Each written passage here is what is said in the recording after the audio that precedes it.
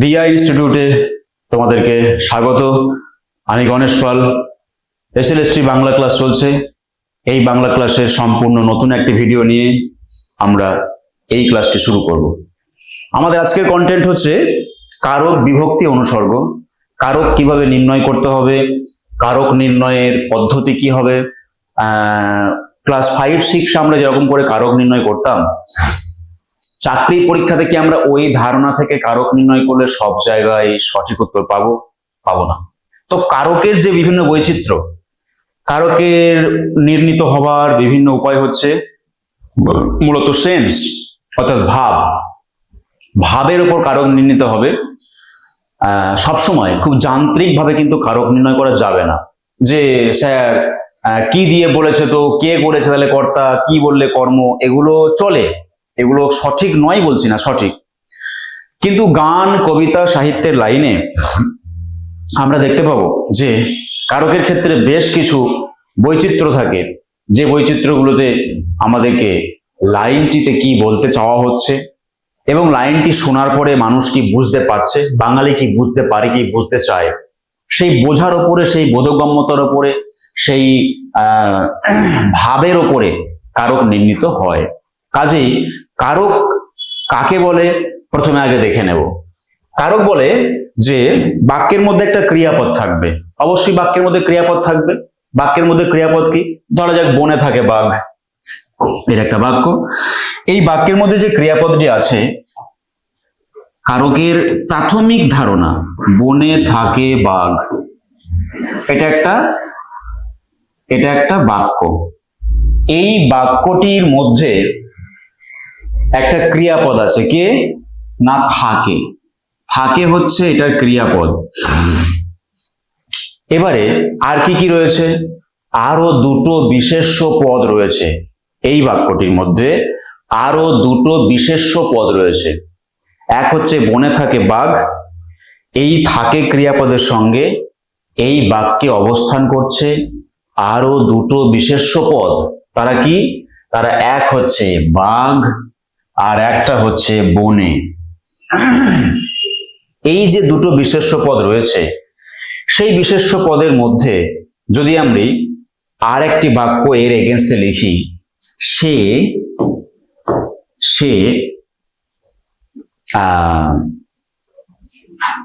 মানুষ খায়, সে মানুষ খায়। এখানে সে বলতে কে? ওই বাঘটির কথা বলছে, তার মানে সর্বনাম। এই সর্বনামটিকে কারক নির্ণয় করা যাবে, কিংবা ওই বিশেষ্য পদটিকে কারক নির্ণয় করা যাবে। সে মানুষ খায়, মানুষকেও কারক নির্ণয় করা যাবে। হলো, খায়টা হচ্ছে ক্রিয়াপদ। তাহলে কারক নির্ণয় করা যায়, কোন একটি বাক্যের কারক নির্ণয় করা যায় ওই বাক্যে ব্যবহৃত বিশেষ্য পদের অথবা সর্বনাম পদের। তো এখানে বনে থাকে বাঘ, এই প্রথম উদাহরণ নিয়ে আমি এখন আলোচনা করছি। বনে থাকে বাঘ, এই বাক্যের কর্তাকে? বাঘ। কর্তা কাকে বলে? কর্তার জন্য একটা স্টেটমেন্ট দিয়ে রাখছি। কর্তা তাকেই বলে যে কাজ করে, যে কাজ করে সে কর্তা। এটা হচ্ছে কর্তার স্টেটমেন্ট, যে কাজ করে সে হচ্ছে কর্তা, যে কাজ করে সে কর্তা। এটার বাইরে কর্তাকে আর ভিন্ন কোনো উপায়ে চিনব না, এটার বাইরে কর্তাকে আর কোনো উপায়ে আমরা চিনব না। যে কাজ করে সে কর্তা, এটাই হচ্ছে কর্তার আসল ডেফিনেশন, সংজ্ঞা। যে কাজ করবে সেটা ব্যক্তি হতে পারে, কোনো মানুষের থেকে ইতর প্রাণী হতে পারে, সেটা কোনো প্রাকৃতিক উপাদান হতে পারে। ওই বাক্যটির মধ্যে যে কাজ করছে বলে মনে হচ্ছে, সে কিন্তু আসলে কর্তা। তাহলে যে কাজ করে সে কর্তা, এই বাক্যটি হচ্ছে আমাদের কর্তাকে ট্রিটমেন্ট দেওয়ার সব থেকে প্রধানতম জায়গা। তাহলে যে কাজ করে সে কর্তা। তাহলে বনে থাকে বাঘ, এই বাক্যের কাজের দায়িত্ব কার উপর আছে? বাঘের উপর আছে। বাঘই কাজ করছে, থাকা কাজটা বাঘই করছে, তাই বাঘ হচ্ছে কর্তৃকারক হবে। বাঘের নিচে দাঁত থাকলে আমাদেরকে ট্রিট করতে হবে, বাঘ হচ্ছে কর্তৃকারক। তাহলে কারকটা কাকে বলছে? এই কর্তাটির সঙ্গে এই ক্রিয়াপদের যে সম্পর্কটা, সেই সম্পর্কটাকে বলা হচ্ছে কর্তৃ সম্পর্ক। বাঘের সঙ্গে থাকে ক্রিয়ার এই সম্পর্ক যেটা টানলাম, এই সম্পর্ককে বলছি কর্তৃ সম্পর্ক। কেননা এটি কর্তাপদ বলে এই সম্পর্কের নাম কর্তৃ সম্পর্ক। কারকের সংজ্ঞা যদি বলতে হয়, বাক্যের ক্রিয়াপদের সঙ্গে ওই বাক্যে অবস্থিত কোনো বিশেষ্য পদের সম্পর্ক অথবা কোনো বিশেষণ পদের সম্পর্ক, সর্বনাম পদের সম্পর্ক। এই বাক্যে, দ্বিতীয় বাক্যে যে খাই ক্রিয়াটি রয়েছে, এই খাই ক্রিয়াটি আসলে ক্রিয়া। এই ক্রিয়াটির আসল বাক্যের কর্তাকে সে মানুষ খায়। স্বাভাবিকভাবেই এই সে যে ক্রিয়াটি রয়েছে, সর্বনামটি রয়েছে, এর কারণ নির্ণয় করতে গেলে এটাও হবে কর্তৃকারক। কারণ এখানে ওই বাঘ কর্তার আড়ালেই কিন্তু, বা বাঘ কর্তার এগেনস্টে কিন্তু সে বসেছে। তাহলে কারক হচ্ছে বিশেষ্য বা সর্বনাম পদের সঙ্গে সংশ্লিষ্ট বাক্যের ক্রিয়াপদের সম্পর্ক বা রিলেশনশিপ, এটাকেই বলা হয় কারক। কেমন? এবার এই সম্পর্কটা নির্ণীত হবে যদি পদটি বিশেষ্য হয় তো সেই সম্পর্কের নাম, মানে যদি পদটি কর্তা হয় তাহলে সেই সম্পর্কের নাম হবে কর্তৃ সম্পর্ক। যদি কোনো পদের নাম হয় অধিকরণ, তখন সেই সম্পর্ক হবে অধিকরণ সম্পর্ক। অধিকরণ সম্পর্ক কেননা এই পদটি একটি আধার, এই পদটি একটি আধার, এই ঘরটি একটি আধার, এই হাতের তালু একটা আধার, যেখানে পেনটি আছে, হ্যাঁ, আধার। তো আধার মানে হচ্ছে একটা ক্ষেত্র। আমার মনে একটা প্রশ্ন আছে, তাহলে প্রশ্ন থাকাটার আধার কি? আমার মন। তাহলে এই হচ্ছে আধার। আধার মানে হচ্ছে একটা ক্ষেত্র। সেই ক্ষেত্রটি বিমূর্ত হতে পারে, সেই ক্ষেত্রটি মূর্তও হতে পারে, মূর্ত বিমূর্ত যে কোনো কিছু হতে পারে, কিন্তু এই ক্ষেত্রটিকে বলা হচ্ছে একটি আধার। তো এই আধারটির সঙ্গে যে ক্রিয়াপদের সম্পর্ক, সেই সম্পর্ককে বলা হবে অধিকরণ সম্পর্ক। কাজেই বনের নিচে দাগ আছে মানে এটাকে আমরা বলছি অধিকরণ কারক, কেননা এই সম্পর্কের নাম দাঁড়াচ্ছে অধিকরণ সম্পর্ক। তাহলে একটা বাক্য থেকে একাধিক কারক নির্ণয় করা যায় যদি একাধিক বিশেষ্য পদ থাকে, যদি একাধিক সর্বনাম পদ থাকে, তাহলে একাধিক কারক নির্ণয় করা যাবে। সেইটা আমাদেরকে বুঝতে হবে।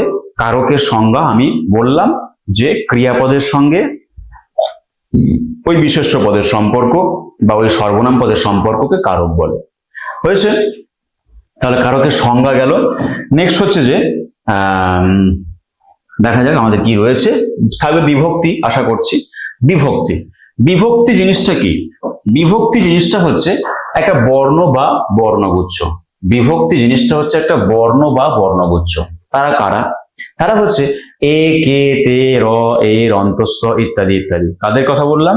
এরা। দেখো বলা আছে এ, কে, তে, রে, এর, র, অন্তস্থ, এগুলোকে বলা হচ্ছে বিভক্তি, এবং এগুলি মৌলিক বিভক্তিও বলে। এইগুলোর আরেকটা নাম বলা যেতে পারে শব্দ বিভক্তি। তো যদি কারোর শব্দ বিভক্তি নাম হয়, তাহলে নিশ্চয়ই আর কি কিছু বিভক্তির অস্তিত্ব আছে বাংলা ভাষাতে বা ব্যাকরণে? নিশ্চয়ই আছে। তা নাহলে তার নাম শব্দ বিভক্তি কেন? শব্দ বিভক্তি যদি থাকে তাহলে তার পাশাপাশি আরেক ধরনের বিভক্তি হয়, সেটাকে বলা হচ্ছে ধাতু বিভক্তি বা ক্রিয়া বিভক্তি। ধাতু বিভক্তি বা ক্রিয়া বিভক্তি। তাহলে সেই জন্যই এদেরকে মেনশন করা হয়েছে, এরা হচ্ছে শব্দ বিভক্তি। এরা শব্দকে পদে পরিণত করে, এরা শব্দের সঙ্গে বসে। দেখো মূল শব্দটা কি ছিল? বন। তো মূল শব্দটা তো বন। তো বনে থাকে বাঘ মানে কি দাঁড়ালো? বনে থাকে বাঘ মানে এখানে দাঁড়ালো এর সঙ্গে এ বসেছে, এর সঙ্গে এ বসে গিয়ে একার হয়েছে বনে। অর্থাৎ কোন শব্দের সঙ্গে বিভক্তি যুক্ত হলে শব্দটি একটি পদে পরিণত হয়। পদে পরিণত হলেই শব্দটি বাক্যে ব্যবহৃত হয়। পদে পরিণত হতে পারলে তখন শব্দটি বাক্যে ব্যবহৃত হয়। তাহলে বনযুক্ত এ বনে, এটাকে বলা হচ্ছে একটা বিভক্তি, যেটা একটা বর্ণ, যেটা ইংরেজিতে প্রিপজিশনও বলতে পারি আমরা। হয়েছে? তাহলে বনযুক্ত এ বনে, এটা হচ্ছে এ বিভক্তি যুক্ত হয়েছে। আচ্ছা, বাঘের মধ্যে কোনো বিভক্তি নেই কি? বাঘ শব্দটির মধ্যে কোনো অতিরিক্ত বর্ণ যুক্ত নেই, কিন্তু যেহেতু সে বাক্যে ব্যবহৃত হয়েছে সেহেতু সে একটা পদ। অতএব তার সঙ্গে অবিভক্তি অর্থাৎ শূন্য বিভক্তি আছে, তার সঙ্গে অর্থাৎ শূন্য বিভক্তি আছে। ক্লিয়ার? অর্থাৎ শূন্য বিভক্তি আছে, এটা ধরে নেওয়া হয়। তো যাই হোক, বিভক্তি হচ্ছে এটা। এবার যদি আমরা এদের কথা থেকে ক্রিয়া বিভক্তিকে বুঝতে চাই বা ধাতু বিভক্তিকে বুঝতে চাই, তাহলে কি বুঝবো? ধাতু বিভক্তি বা ক্রিয়া বিভক্তি নিশ্চয়ই এরকম কোনো শব্দের সঙ্গে যুক্ত থাকে না, এরকম কোনো শব্দের সঙ্গে যুক্ত হয় না। তারা যুক্ত হয় কোথায়? তারা যুক্ত হবে ক্রিয়াপদের সঙ্গে, তারা যুক্ত হবে ধাতুর সঙ্গে যুক্ত হবে। যেমন ইয়াছি, ইয়াছো, যেমন ধরো ইবো, ইলেন ইত্যাদি ইত্যাদি। তাহলে ক্রিয়া বিভক্তিগুলো আসলে ক্রিয়াপদে খুঁজে পাওয়া যায়, আর শব্দ বিভক্তিগুলোকে শব্দে বা নাম পদে খুঁজে পাওয়া যায়। তো যাই হোক, বিভক্তি প্রসঙ্গ আলোচিত হলো। তারপরে কি আছে আমরা একটু দেখে নিই। আমরা দেখতে পাচ্ছি যে দেখো কি বলছি, অনুসর্গ। অনুসর্গ কথাটি হচ্ছে অনু মানে পরসর্গ, অনু মানে পরে, এবং আর অগ্র আগে থাকলে সেটা হচ্ছে উপসর্গ, উপসর্গ হলে আগে। উপসর্গ শব্দের শুরুতে বসে, যাকে ইংরেজিতে বলা হয় প্রিফিক্স, এবং অনুসর্গ শব্দের পরে বসে, যাকে বলা হচ্ছে সাফিক্স। তো অনুসর্গ অনু মানে পরে, পশ্চাতে, এবং তার সঙ্গে যোগ হচ্ছে যেটা, সেটা হচ্ছে অনুসর্গ। এর দুটো নাম রয়েছে, একটা হচ্ছে পরসর্গ আর একটা হচ্ছে কর্মপ্রবচনীয়, আর একটা হচ্ছে কর্মপ্রবচনীয়। অনুসর্গকে অনুসর্গ বিভক্তিও বলা হয়। যাই হোক, তারা কারা? অনুসর্গ কারা? দ্বারা, দিয়া, কর্তৃক, থেকে, হইতে, দ্বারা, দিয়া, কর্তৃক, থেকে, হইতে, এগুলো হচ্ছে অনুসর্গ। অনুসর্গের সঙ্গে বিভক্তির পার্থক্যটা তাহলে কি? বিভক্তি হচ্ছে একটি শব্দ, বর্ণ বিশেষ। বিভক্তি হচ্ছে এক বর্ণ বিশেষ। কাদেরকে বলেছিলাম বিভক্তি? বিভক্তি বলেছিলাম এ, কে, তে, রে, এর, র, অন্তস্থ, এগুলো হচ্ছে একটা বর্ণ বিশেষ বিভক্তি। এবং বিভক্তি শব্দের সঙ্গে একদম সম্পৃক্ত থাকবে, একদম শব্দের সঙ্গে লেগে থাকবে, একদম শব্দের সঙ্গে অ্যাটাচ থাকবে বিভক্তি। আর অনুসর্গ শব্দের থেকে বিচ্ছিন্ন থাকবে, আলাদা থাকবে, বিভক্ত থাকবে। দ্বারা, তোমার দ্বারা কিচ্ছু হবে না, এই যে দ্বারা শব্দটি মূল শব্দের সঙ্গে আলাদা। তাহলে অনুসর্গ শব্দের সঙ্গে আলাদাভাবে বসবে, আর বিভক্তি শব্দের সঙ্গে অ্যাটাচ থাকবে। অনুসর্গের উদাহরণ দেখে নাও। দ্বারা, দিয়ে, নিমিত্তে, উদ্দেশ্যে, তরে, সকলের তরে, সকলে আমরা, প্রত্যেককে আমরা পরের তরে মানে জন্য, এগুলো সবই হচ্ছে অনুসর্গের উদাহরণ। তারপরে কি পাচ্ছি দেখে নেওয়া যাক। দেখো, তারপরে পাচ্ছি কারকের। এবার মূল জায়গায় আমরা চলে আসছি, কর্তৃকারক। কর্তার সম্পর্কে প্রথম জানবো।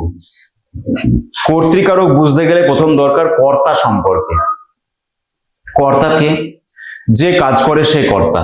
এই স্টেটমেন্টটি ভুললে চলবে না, বাক্যে যে কাজ করে সেই কর্তা।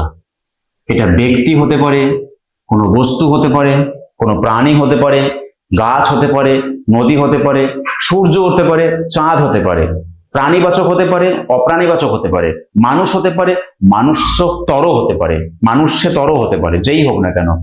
ওই বাক্যটির মধ্যে যদি দেখা যায় যে কাজ করছে বোঝাচ্ছে, তাহলে সে কর্তা হবে। প্রভাত আসিয়া মুখ বাড়াইয়া দিত, প্রভাত আসিয়া মুখ বাড়াইয়া দিত। প্রভাত মানে সকাল, সকাল কর্তা এখানে। প্রভাতকে কর্তা বলতে কোনো দ্বিধা নেই। প্রভাত আসিয়া মুখ বাড়াইয়া দিত, এটাকে আমাদেরকে কি করতে হবে? সকাল বলতে হবে, এটাকে কর্তা বলতে হবে। তাহলে যে কাজ করে সে কর্তা। আর কর্তার সঙ্গে ক্রিয়াপদের সম্পর্ক কি বলা হয়? কর্তৃকারক। উদাহরণ, পাখি সব করে রব। কে রব করে? যে কাজ করে সে কর্তা, যে কাজ করে সে কর্তা।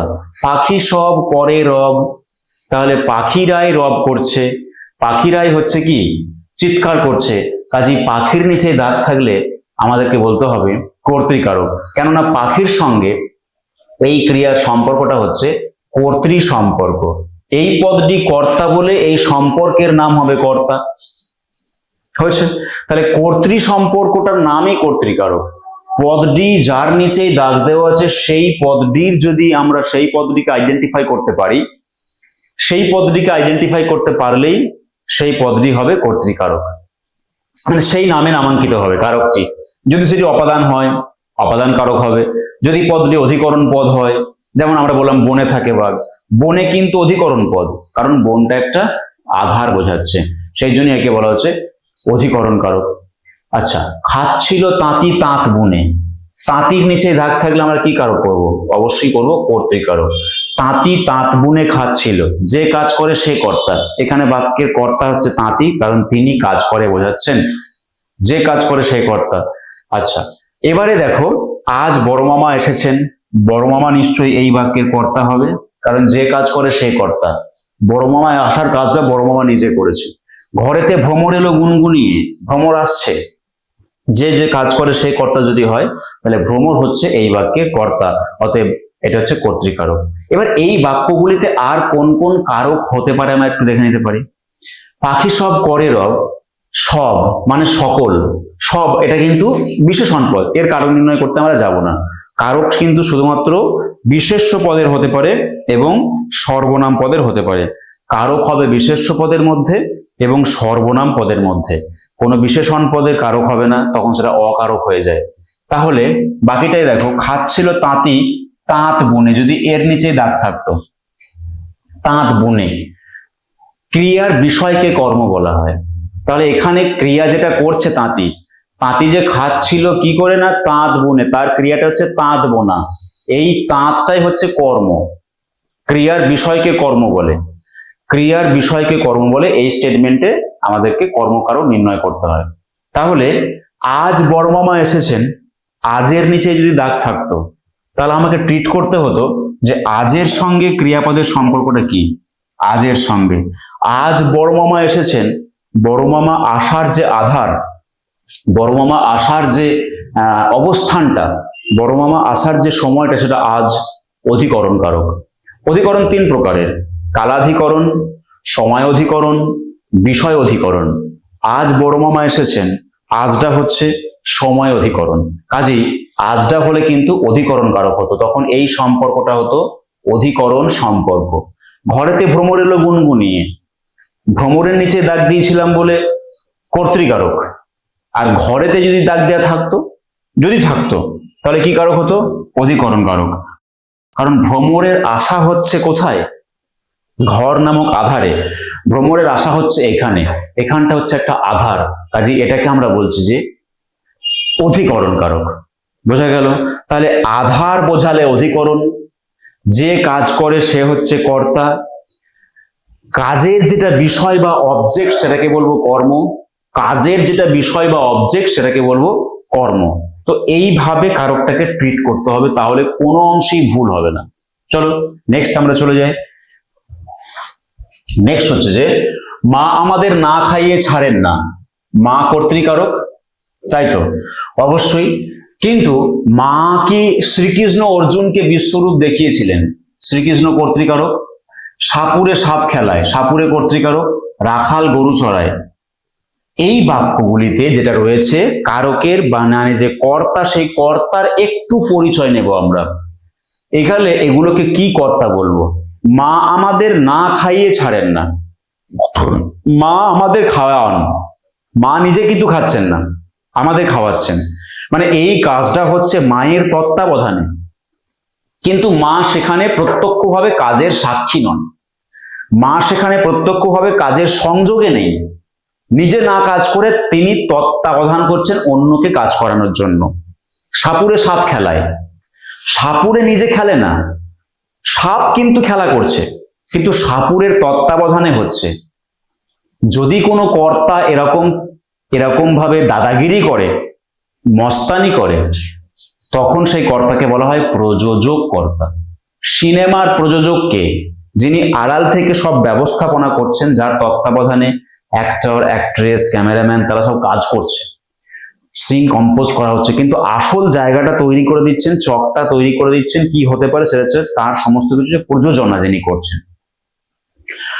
প্রযোজক কর্তা হচ্ছে সেটাই, যে কর্তা আসলে কোনো একটি কাজের তত্ত্বাবধান করেন, কিন্তু সেই কাজটা প্রত্যক্ষভাবে নিজে করেন না। মা আমাদেরকে খাইয়ে ছাড়েন, তার মানে মা আসলে প্রযোজক কর্তা। সাপুরে সাপ খেলায়, সাপুরে প্রযোজক কর্তা। রাখাল গরু চড়ায়, রাখাল নিজে চড়ে না, তার তত্ত্বাবধানে, তার নিয়ন্ত্রণে, তার মনিটরিং এ এই কাজগুলো হয়। স্বাভাবিকভাবেই সেটাকে বলবো প্রযোজক কর্তা। এবার কাজটি যে আসলে করছে সে হচ্ছে প্রযোজ্য কর্তা। অর্থাৎ এখানে সাপ, অর্থাৎ এখানে আমরা, মানে আমরা যে খেয়া দিয়ে আসি মায়ের তত্ত্বাবধানে, আমরা, আবার হয়তো রাখাল গরু চড়াই, গরু, এইটাকে বলা হচ্ছে যে প্রযোজ্য কর্তা। তাহলে প্রত্যক্ষভাবে যে কাজ করে সে হচ্ছে প্রযোজ্য, আর যার তত্ত্বাবধানে কাজ হয় সে হচ্ছে প্রযোজক। ক্লিয়ার? কালীচরণ বাবু রমাকে ইংরাজি পড়ান, তাহলে কালীচরণ বাবু রমাকে ইংরাজি পড়ান, প্রযোজক হচ্ছে কালীচরণ বাবু। রমা আসলে ইংরেজিটা পড়ে, রমা হচ্ছে প্রযোজ্য। মা শিশুকে চাঁদ দেখায়, মা হচ্ছে প্রযোজক কর্তা, শিশু হচ্ছে প্রযোজ্য। কেননা যার তত্ত্বাবধানে কাজ হয় তিনি প্রযোজক, আর কাজটি যে সশরীরে করছে, নিজে যুক্ত থেকে করছে, সে হচ্ছে প্রযোজ্য। তাহলে প্রযোজ্য কর্তা প্রযোজক কর্তা আমরা নিশ্চিতভাবেই বুঝতে পেরেছি, তাই না? পরবর্তী জায়গায় আমরা চলে যাই যে প্রযোজ্য কর্তা প্রযোজক কর্তা তো হয়েই গেল। নেক্সট হচ্ছে যে সমধাতুজ কর্তা। দেখো, সমধাতুজ কর্তা মানে হলো ক্রিয়ার ধাতু কর্তার ধাতু এক হবে, ক্রিয়ার ধাতু কর্তার ধাতু এক হবে, সমধাতুজ কর্তা। ক্রিয়ার ধাতু কর্তার ধাতু এক হবে। লেখক লেখেন, পাঠক পাঠ করেন। ক্লিয়ার? এই যে বলা হচ্ছে খেলোয়াড় খেলে, তাহলে লেখক লেখেন, এখানে ধাতুটা, মূল ধাতুটা কি? মূল ধাতুটা হচ্ছে লিখ। মূল ধাতু হচ্ছে লিখ। লিখ লয় হস্যই ক্ষয় হসন্ত লিখ, এটা ধাতুর চিহ্ন। লয় হস্যই ক্ষয় হসন্ত লিখ, এটাকে বলা হচ্ছে মূল ধাতু। কি বললাম? তাহলে মূল ধাতুটা হচ্ছে লয় হস্যই ক্ষয় হসন্ত লিখ। এই মূল ধাতু থেকেই কি হয়েছে? লেখক কথাটা এসেছে, মানে কর্তার ধাতু, এবং লেখেন এই ক্রিয়ার ধাতু, দুটোই কিন্তু লিখ ধাতু। তো যদি ক্রিয়ার ধাতু এবং কর্তার ধাতু এক হয়, তখন সেই ক্রিয়াকে, সেই কর্তাকে আমরা বলবো সমধাতুজ কর্তা। একইভাবে ক্রিয়ার ধাতু আর কর্মের ধাতু এক হলে তাকে বলবো সমধাতুজ কর্ম। ক্রিয়ার ধাতু আর করণ পদের ধাতু এক হলে তাকে বলবো সমধাতুজ করণ। তাহলে এই সমধাতুজ সমধাতুজ সমধাতুজ সমধাতুজ ব্যাপারটার সম্পর্ক কার সঙ্গে? ক্রিয়ার সঙ্গে। সমধাতুজ কর্তা যখন বলবো তখন ক্রিয়ার ধাতু আর কর্তার ধাতু। সমধাতুজ কর্ম যখন বলবো ক্রিয়ার ধাতু আর কর্মের ধাতু। সমধাতুজ করণ যখন বলবো ক্রিয়ার ধাতু আর কর্মের ধাতু, করণের ধাতু। সমধাতুজ অপাদান যখন বলবো ক্রিয়ার ধাতু আর অপাদান পদের ধাতু। তাহলে সমধাতুজ প্রসঙ্গটা সবসময় সংশ্লিষ্ট ওই নামের সঙ্গেই কিন্তু যুক্ত থাকবে। কেমন? লেখক লেখেন, লিখ ধাতু, পাঠক পাঠ করেন, পঠ ধাতু, খেলোয়াড় খেলেন, খেল ধাতু। এগুলো ক্রিয়াপদেও আছে, কর্তৃপদেও আছে। তাহলে ক্রিয়াপদে এবং কর্তৃপদে যদি একই ধাতু থাকে তখন সেই ক্রিয়া কর্তৃকে বলবো আমরা সমধাতুজ কর্তা। এইটুকু হচ্ছে এর সংজ্ঞা। নেক্সট দেখো, ব্যতিহার কথা কর্তা। ব্যতিহার, ব্যতিহার বানানটা এখানে ভুল হয়েছে, বয় জ ফলা আকার হবে না, হবে বয়ে জ ফলা, শুধু হবে বয়ে জ ফলা। ব্যতিহার কর্তা, ব্যতিহার কর্তা। ব্যতিহার কথাটার মানেই হচ্ছে পারস্পরিক ক্রিয়া। ব্যতিহার কথার মানেই হচ্ছে পারস্পরিক ক্রিয়া। পারস্পরিক ক্রিয়া বলতে কি? এগেনস্ট ভাব থাকবে, এগেনস্ট, এগেনস্ট থাকবে, পারস্পরিক ক্রিয়া। রাজায় রাজায় যুদ্ধ হয়, পণ্ডিতে পণ্ডিতে তর্ক হয়। ক্লিয়ার? এখানে কি হচ্ছে? একটা পারস্পরিক ভাব থাকছে। হ্যাঁ, পারস্পরিক মানে হচ্ছে পরস্পরের দুদিক থেকে একটা বিচ্ছেদ ভাব, বিরোধী ভাব, এটা হচ্ছে ব্যতিহার। ব্যতিহার মানে হচ্ছে পারস্পরিক ক্রিয়া। কিন্তু যদি থাকে একসঙ্গে কাজটা হচ্ছে, বাপ বেটিতে থাকি, একখানি ঘর, বাপ বেটিতে থাকি, এটা হচ্ছে এক সহযোগী ক্রিয়া। বাপ এবং বেটি কিন্তু মিলেমিশে একই কাজ করছে।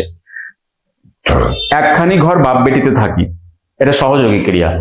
জমিদারের দাপটে বাঘে গরুতে এক ঘাটে জল খায়, বাঘে গরুতে এক ঘাটে জল খেলে কি হচ্ছে?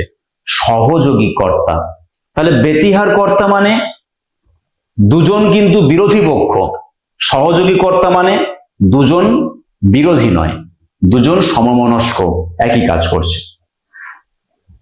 আচ্ছা, তারপর কি বলছে? নিরপেক্ষ কর্তা।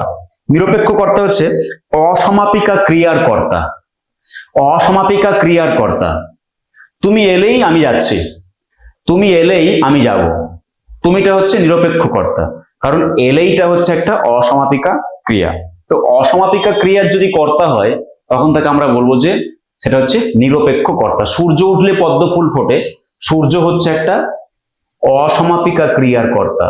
উঠলে এটা একটা অসমাপিকা ক্রিয়া, এটাকে বলা হচ্ছে, সূর্যটা যদি ওঠে তখন তাকে বলা হচ্ছে অসমাপিকা ক্রিয়ার কর্তা। আচ্ছা, শাঁখ বাজে, কি বলছে? কর্তৃবাচ্যের, কর্মকর্তৃবাচ্যের কর্তা। এখন কর্মকর্তৃবাচ্য জিনিসটা একটু জটিল প্রাথমিকভাবে লাগবে। কর্মকর্তৃবাচ্য হচ্ছে সেটাকে কর্তা বলে মনে হবে, মানে কর্মপদকে কর্তা বলে মনে হবে। ধরো শাঁখ বাজে, আমি তোমাকে যদি বলি যে শাঁখের নিচে দাগ আছে, কি কারক করবে?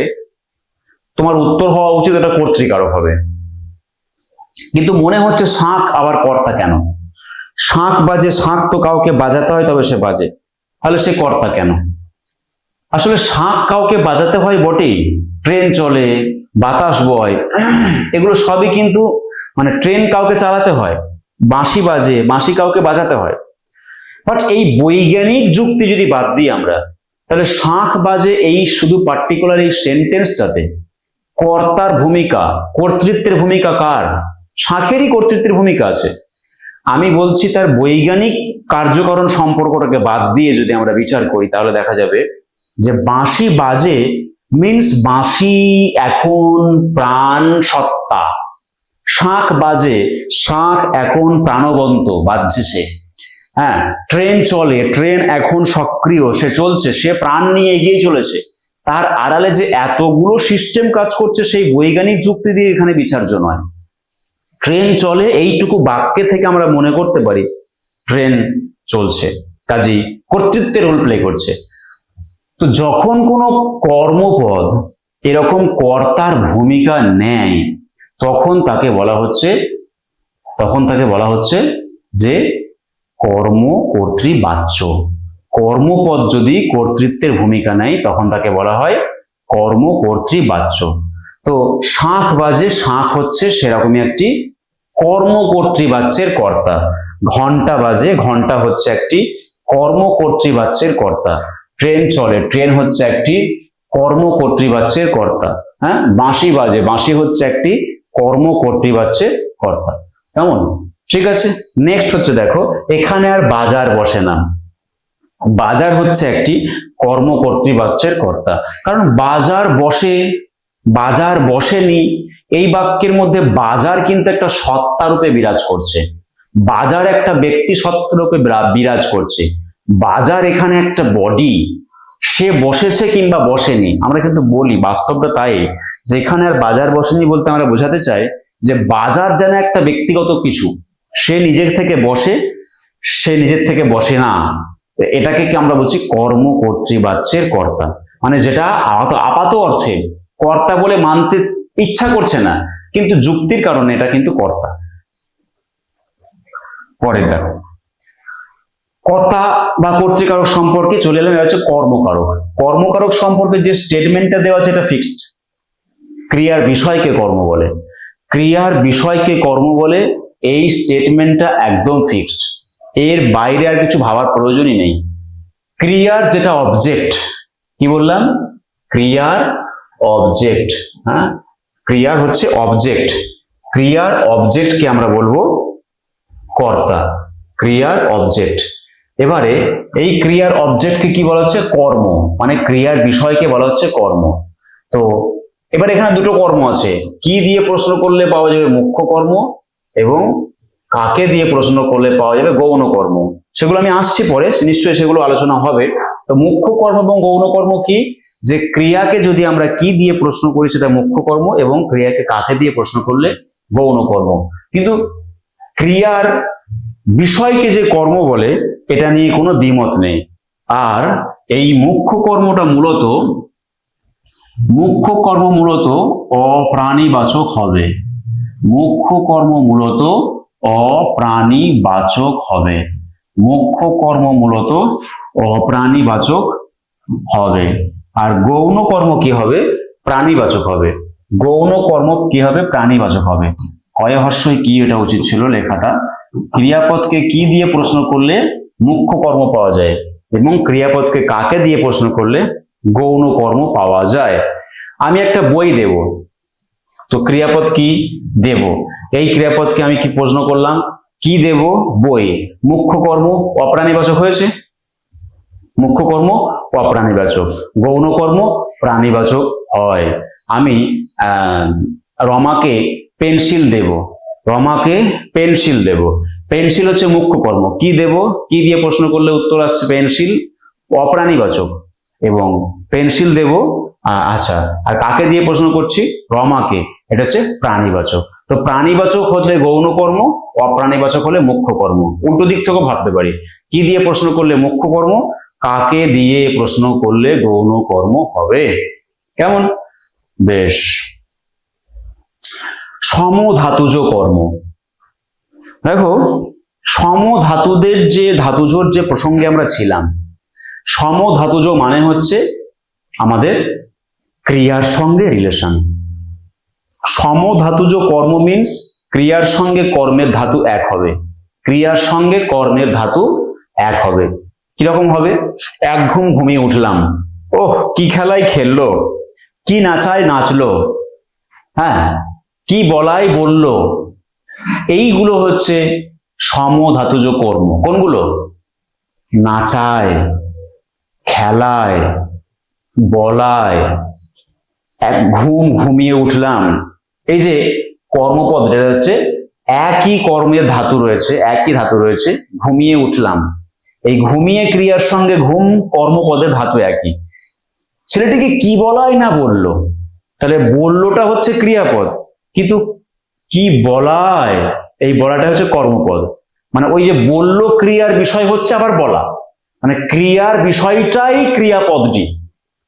কি নাচায় নাচলো, ক্রিয়ার বিষয়টা মানে ক্রিয়াটা নাচা, সেই ক্রিয়ার বিষয়টাই আবার একটা ক্রিয়া, কর্মপদ মানে নাচা।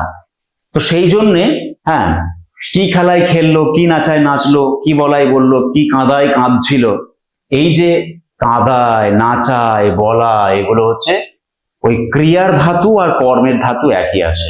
সেই জন্য সম ধাতুজ মানে সম ধাতু থেকে জন্ম হওয়া।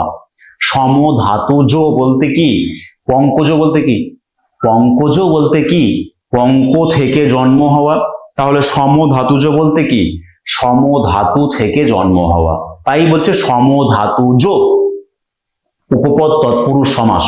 সম ধাতুজ, সম ধাতু থেকে জন্ম হচ্ছে। কর্ম হলে কর্ম, কর্তা হলে কর্তা, করণ হলে করণ, সম্পর্কটা ক্রিয়ার সঙ্গে।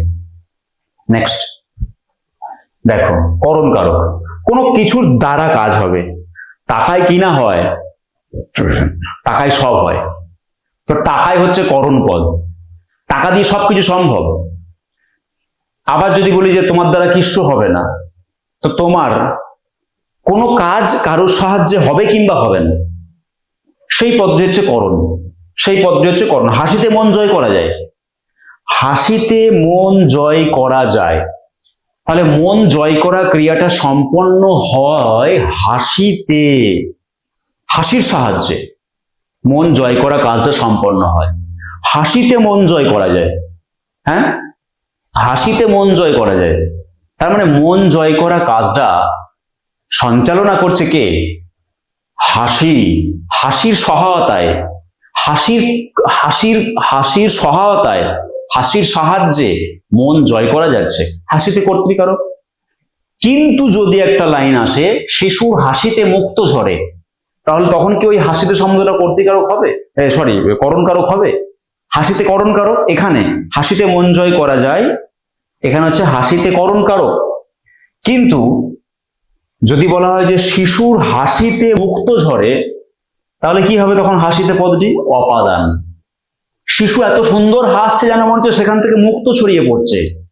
আমি এটাই বলতে চাইছিলাম যে কারক নির্ণীত হবে একটি বাক্যে একটি শব্দের ব্যবহারিক একটা অবস্থান থেকে, ব্যবহারের একটা উপায় থেকে, এছাড়া কোনো উপায় নেই। কারকটা কিন্তু একটি শব্দের একটি বাক্যের ব্যবহারগত যে জায়গা সেখান থেকে কিন্তু কারক হয়, এছাড়া কোনো ফর্মুলা দিয়ে কাজ করা যাবে না, তাহলে ভুল হবে কিছু কিছু ক্ষেত্রে। তাহলে হাসিতে মন জয় করা যায়, হাসির সাহায্যে হয় উপায়। হাসি হচ্ছে একটা উপায়, হাসি হচ্ছে একটা কৌশল, যে কৌশলকে অবলম্বন করলে মন জয় করা যায়। আবার দেখো, হাতে হাতে কাজটা সেরে ফেলো, হাতে হাতের সাহায্যে কাজ হোক, হাতের সাহায্যে ও হাতের সাহায্যে কাজ হোক, এটাও কিন্তু একটা করণ, কিন্তু এটা বিপসা, করণে বিপসা। বিপসা মানে কি? বিপসা মানে হচ্ছে পুনঃ পুনঃ। এই যে বলছে হাতে হাতে, মানে পুনঃ পুনঃ হাত, এই একটা ওই একটা ওই একটা ওই একটা, একসঙ্গে অনেকগুলো হাত, হাতে হাতে কাজটা সেরে ফেলা, এটা কি বলা হচ্ছে? বিপসা হয়েছে। তো দেখো আরো উদাহরণ, শক্ত বাঁধনে বেঁধেছো। দেখো এই বাঁধনটা হচ্ছে সমধাতুজ করণ, কিন্তু এই বাঁধনটা হচ্ছে সমধাতুজ করণ, কারণ ক্রিয়ার ধাতু এবং করণ পদের ধাতু একই, এটা অবশ্যই করণ কারক এবং সমধাতুজ করণ। টাকায় সব মেলে, টাকায় সব মেলে, সমধাতুজ করণ, সমধাতুজ করণ, সরি ভুল বলছি, করণ কারক, টাকায় সব হয়, এটা হচ্ছে নর্মালি করণ।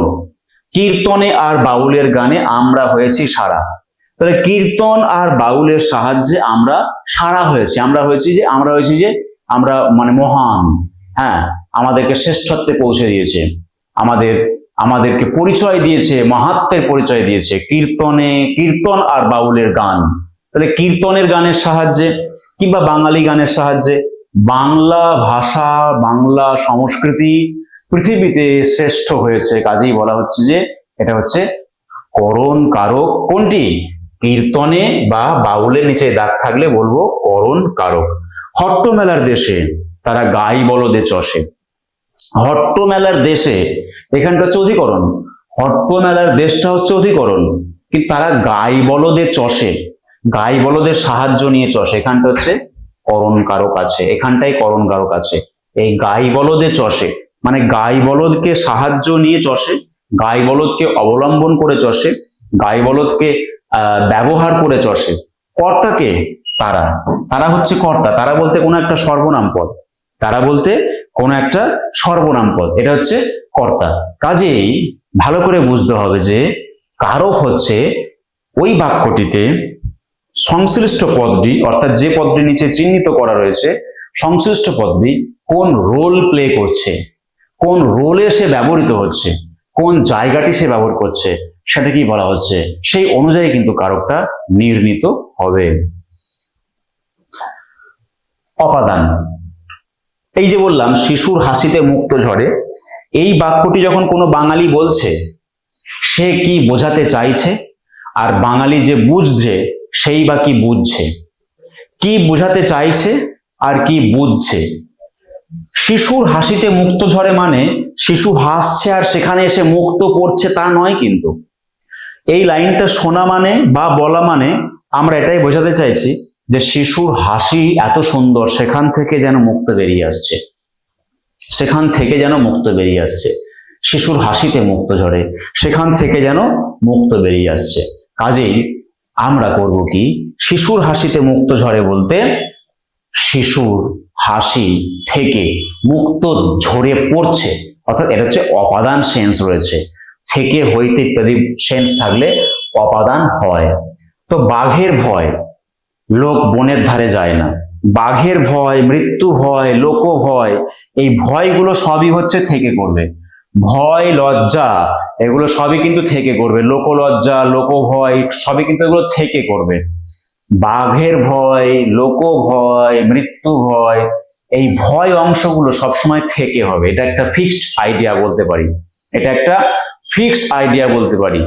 ব্যাঘ্র ভয়, লোক ভয়, মৃত্যু ভয়, এগুলোকে আমরা একটা ফিক্সড আইডিয়া বলবো, এটা হচ্ছে থেকে হবে কারক, মানে অপাদান কারক হবে।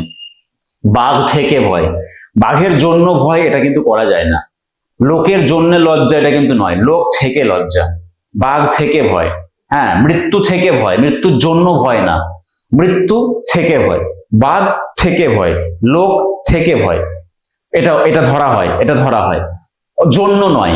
কাজেই এই ভয় শব্দগুলো যখন থাকে তখন তাকে বলবো অপাদান কারক।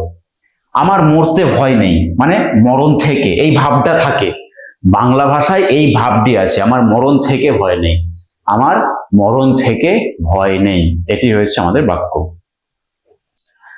নেক্সট দেখো নিমিত্ত কারক। দেখো নিমিত্ত কারক মানে হচ্ছে কোনো কিছুর জন্য, কোনো কিছুর নিমিত্তে, কোনো কিছুর উদ্দেশ্যে মূল জায়গাটাই এরকম থাকবে। সকল কর্মফল শ্রীকৃষ্ণে সমর্পণ করো, এই শ্রীকৃষ্ণের নিচে যদি দাগ থাকে তাকে আমরা বলবো নিমিত্ত কারক।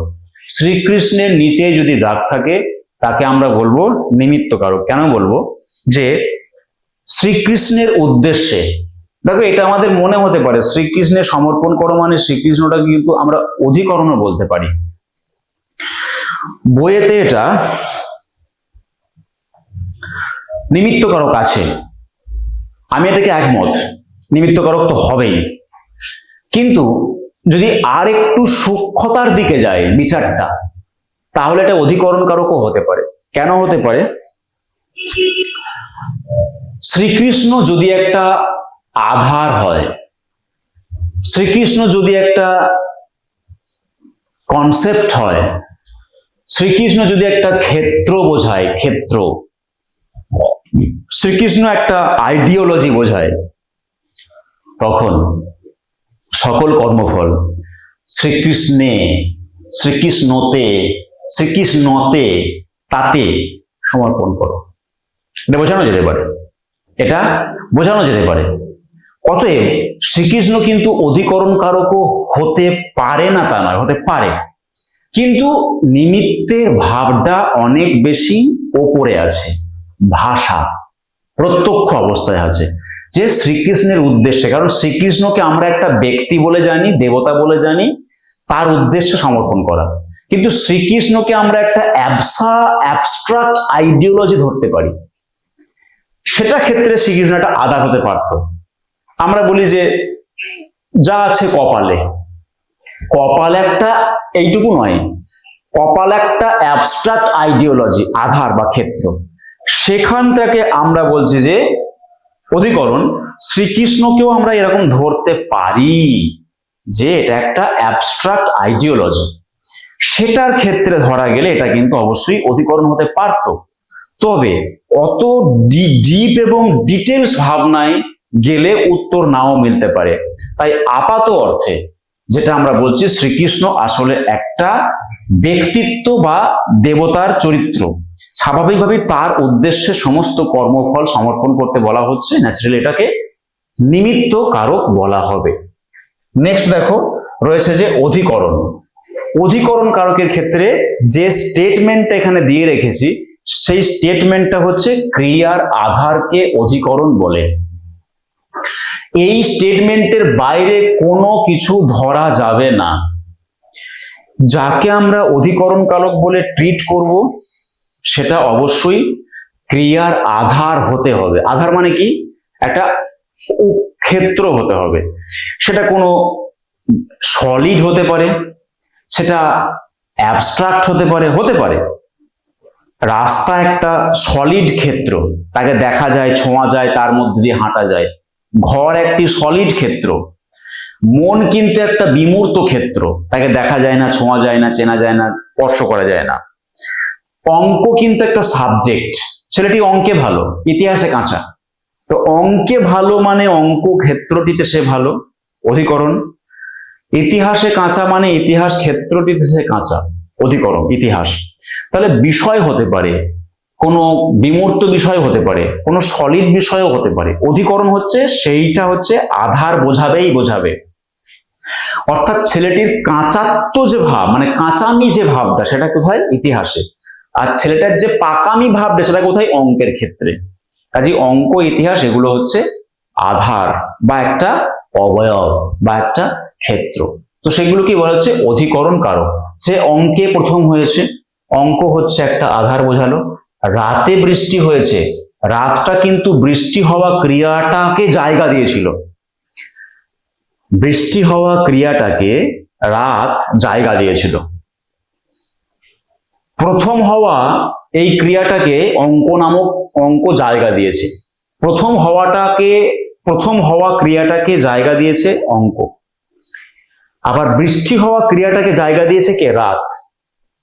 কুঞ্জে কুঞ্জে গাহে পাখি, পাখি যে গান করছে সেই গান করা ক্রিয়াটাকে জায়গা দিয়েছে কে? কুঞ্জ, মানে গৃহ, পাখিদের গৃহ।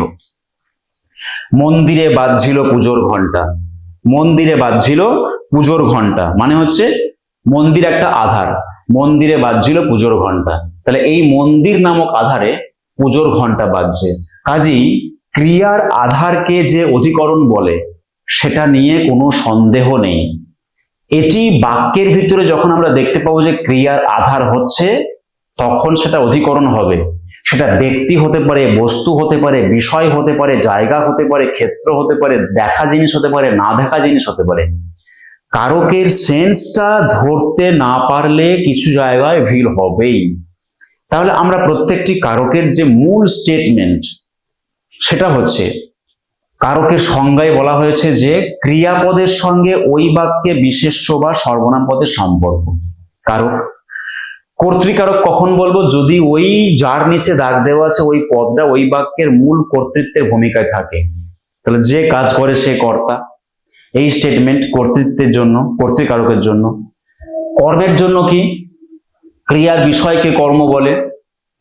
করণ কি? ক্রিয়া যার দ্বারা সম্পন্ন হয়। অপাদান কি? ক্রিয়া যেখান থেকে সম্পন্ন হয়। এবং নিমিত্ত কি? ক্রিয়া যার উদ্দেশ্য সম্পন্ন হয়। অধিকরণ কি? ক্রিয়াটা যাতে সম্পন্ন হয়। এখানে এবার দুটো জিনিস আলোচনা হবে, সম্বোধন পদ এবং সম্বন্ধ পদ, যেটা হচ্ছে অকারক। অকারক হচ্ছে সম্বোধন এবং সম্বন্ধ। প্রথমে বলি চায়ের দোকান। চায়ের দোকান, এই প্রথম পদটাকে বলছি একটি সম্বন্ধ পদ। কারণ মূল শব্দ চা, এটা একটা বিশেষ্য, আর দোকানও হচ্ছে একটা বিশেষ্য পদ। দুটো বিশেষ্য পদ পাশাপাশি থাকবে। প্রথম বিশেষ্য পদটির সঙ্গে র বিভক্তি যুক্ত থাকবে। প্রথম বিশেষ্য পদটির সঙ্গে র বিভক্তি যুক্ত থাকবে। চা দোকান, এইটাকে সম্বন্ধ তৈরি করতে গিয়ে করে দিয়েছি কি? চায়ের। চা দোকান, এই দুটো ভিন্ন ভিন্ন বিশেষ্য পদ। চা দোকান, এটাকে করতে গিয়ে আমাদের করতে হলো কি? চায়ের, চয়া আকার অন্তঃস্থয়ে একার র, চায়ের। তাহলে দুটো বিশেষ্য পদ পাশাপাশি, অর্থাৎ একটা চা একটা বিশেষ্য পদ, একটা দোকান বিশেষ্য পদ। এই বিশেষ্য পদ দুটোর মধ্যে থেকে একটা সম্বন্ধ তৈরি হচ্ছে যখনই বললাম চায়ের। তাহলে কারকে সম্বন্ধটা লাগে ক্রিয়াপদ পর্যন্ত, আর সম্বন্ধ পদে পাশের কোনো বিশেষ্য পদের সঙ্গেই সম্বন্ধ করে নিয়েছে, অত আর দূরে যায়নি। কাজে এটাকে বলছে অকারক। এবং সম্বন্ধ পদ কোনটা? যার সঙ্গে র যুক্ত থাকলো, এটা অকারক। সম্বোধন কি? বন্ধু কিসের তরে অশ্রু ঝরে। বন্ধু, বন্ধু কিসের তরে অশ্রু ঝরে। কিসের তরে অশ্রু ঝরে, এটা হচ্ছে আমাদের সম্বোধন পদ, বন্ধু। আমিনা চল আমরা যাই, আমিনা হচ্ছে একটা সম্বোধন পদ। আর কি বলবো? আর বলবো নদী তুমি কোথা হইতে আসিতেছ। নদী হচ্ছে একটা সম্বোধন পদ। আর কি বলবো? রাজা তোর কাপড় কোথায়। রাজা হচ্ছে একটা সম্বোধন পদ। যদি বলি যে হাই তা তো উচিত কি তব এ কাজ, তা তো মানে কাকা, কাকা একটা সম্বোধন পদ। তাহলে বিভিন্ন সম্পর্ক স্থানীয় পদগুলো দিয়ে যদি কাউকে আমরা অ্যাপ্রোচ করি, কাউকে আমরা ডাকি এবং তার কাছ থেকে একটা রেসপন্স এক্সপেক্ট করি, তার কাছ থেকে একটা রেসপন্স আশা করি, তাহলে যে পদ দিয়ে আমরা অ্যাপ্রোচ করছি, দাদা, কাকা, আমিনা, বন্ধু, রাজা, নদী, এই সমস্ত পদগুলোকে বলা হচ্ছে সম্বোধন। সম্বোধন পদ সবসময় শূন্য বিভক্তি হয়, সম্বন্ধ পদ র কিংবা এর বিভক্তি হয়। তাহলে আমরা আজকের ক্লাসে কারক এবং অকারক বিষয়টি সম্পূর্ণ আলোচনা করলাম। কারকের অধ্যায়টি এখানে শেষ করছি। আগামী ক্লাসে তোমাদের সঙ্গে দেখা হবে বাংলা ব্যাকরণ কিংবা বাংলা সাহিত্যের ইতিহাসের কোনো নতুন অধ্যায় নিয়ে। ততক্ষণের জন্য ধন্যবাদ।